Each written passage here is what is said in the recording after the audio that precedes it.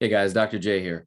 We're just going to have a quick lecture on our next topic, which is the way that forces affect. Hey, what's up, Lollipop? There you go.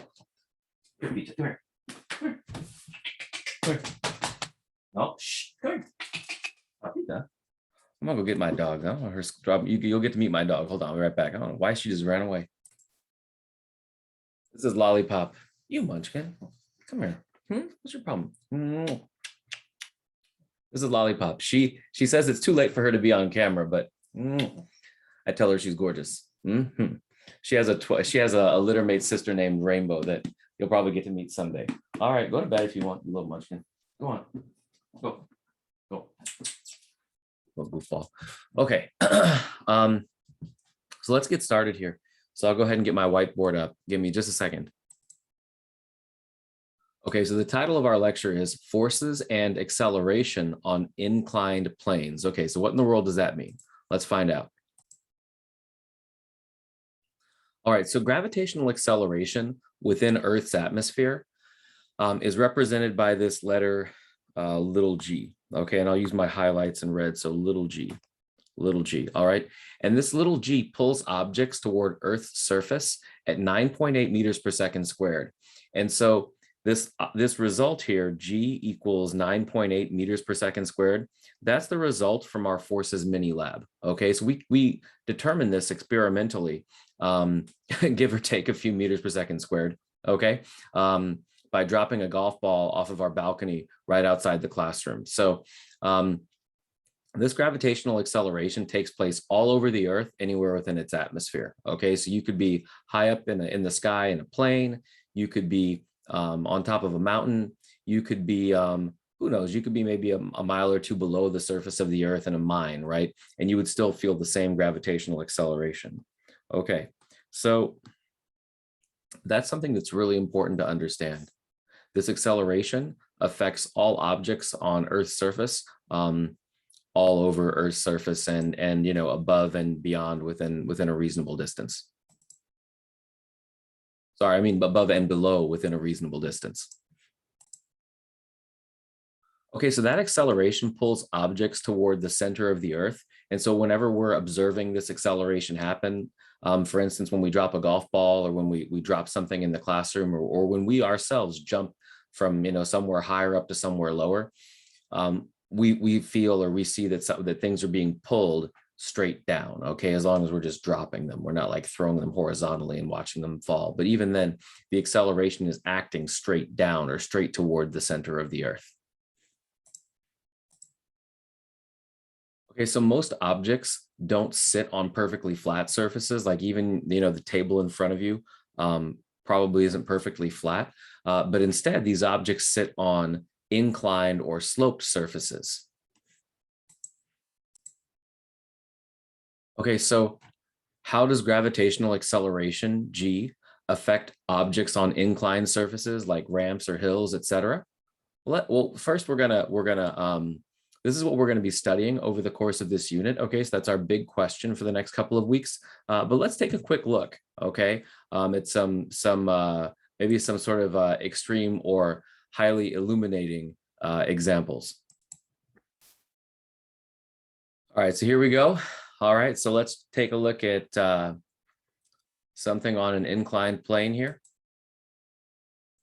So here's a bus rolling down a hill, except there's too much snow. And this is like Hot Wheels, right? Like Hot Wheels cars or something. That's thousands of dollars in damage right there. That's a rough situation. Oh no. Oh no, there's just more of these shenanigans going on. That is tough. Be glad you live in San Diego, guys. Be glad you live in San Diego. Oh no. All right, we're gonna watch a different video, but you get the idea. Oh, this is crazy. Oh no, this guy. Okay, so he's trying to go up this like face of a mountain, right?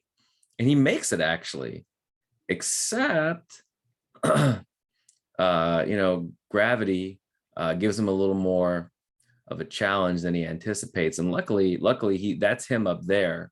And then there's his motorcycle or his dirt bike or whatever. That thing, you know, fares much worse, but he's able to hang on for dear life. That's good to see. This is crazy. This one here, like I don't even, so this thing, goes way up, and then this craziness happens.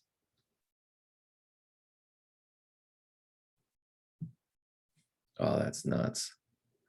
And then, you know, that doesn't look so bad, but then like the truck rolls back down. That's not good. And then the truck rolls into the car. This guy's trying to stop the truck. I mean, come on now. And then he gets back in the truck, and there goes the palm tree. Oh, that tree deserved better. Oy. All right, you got this truck over here trying to go up the hill. And I'm just going to fast forward this a little bit. And the truck starts rolling down the hill because it's just too loaded, and the engine in the truck can't counteract the force of gravity. And oh, yikes. And then over here, we got this guy with his, you know, bicycle. That's no good. And then you got this lady with her hill. She's trying to go over a ramp. That ain't it. You got this dude over here with his bike. Oh, yikes. That bike's seen better days, and so has that dude. Woof. You got this guy I really don't understand. I mean, if you're going to go with that big, tall ramp, you better at least pedal, right? Oh, come on, man. Then these guys, I don't understand this one. I mean, at what point do you think this is a good idea? You're just going to go downhill and just hit the door, and like, come on. And then there goes the door. Now the door is damaged. I mean, you know, somebody needs that door to open. Oh, that's a bummer. And then this one over here, this kind of takes the taco here. I'll just, ooh, right? Like that's no way to go out, right? Like that. Oh, that is not good. That is, you just don't want that to happen to you. You got to really know what you're doing if you're a skater. I got to tell you, on one of those big ramps, woof. Okay, so here's something you definitely want to understand. All right, so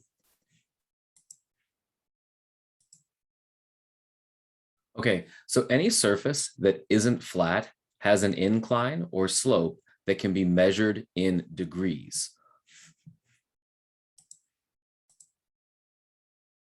Okay, so we're going to finish today's lecture with 3 slopes worth memorizing, okay? And the first is a purely vertical slope.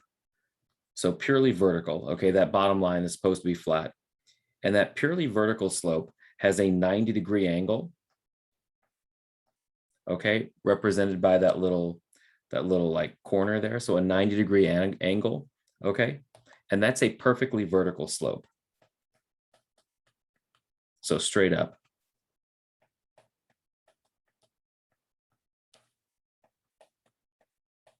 Okay, and then again, if this is flat and I have like something lying on top of it also lying flat, okay, so something that's lying flat, right? So there's whatever this is, this thing is just lying perfectly flat.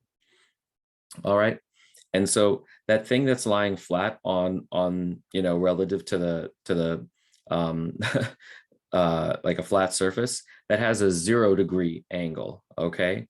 And that means that this thing has a perfectly flat slope.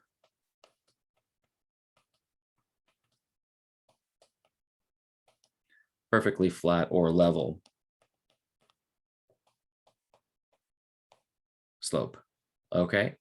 And then right in the middle of those two, okay, so right in the middle of like flat and perfectly vertical is this guy here, okay? And this guy is 45 degrees, all right? So a 45-degree angle is halfway between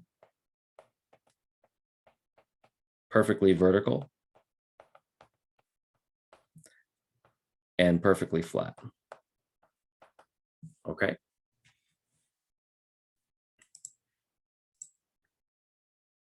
Okay, and so today what we're going to do is we're going to turn in these notes, and we're also going to use the information from this lecture to write the introduction section for our upcoming lab report. Okay, that lab report will be due sometime over the next week or two. But we're going to go ahead and start writing the introduction today, because the information that we've learned today will allow us to write that introduction. Okay. And so once we've turned in these notes and written our introduction, we're going to go ahead and collect a little data. And you'll watch the second video for today in order to learn how to collect those data. All right. So let me go ahead and stop the screen share and just give you the old peace out. Okay. Good luck with everything. And as always, may all the forces be with you.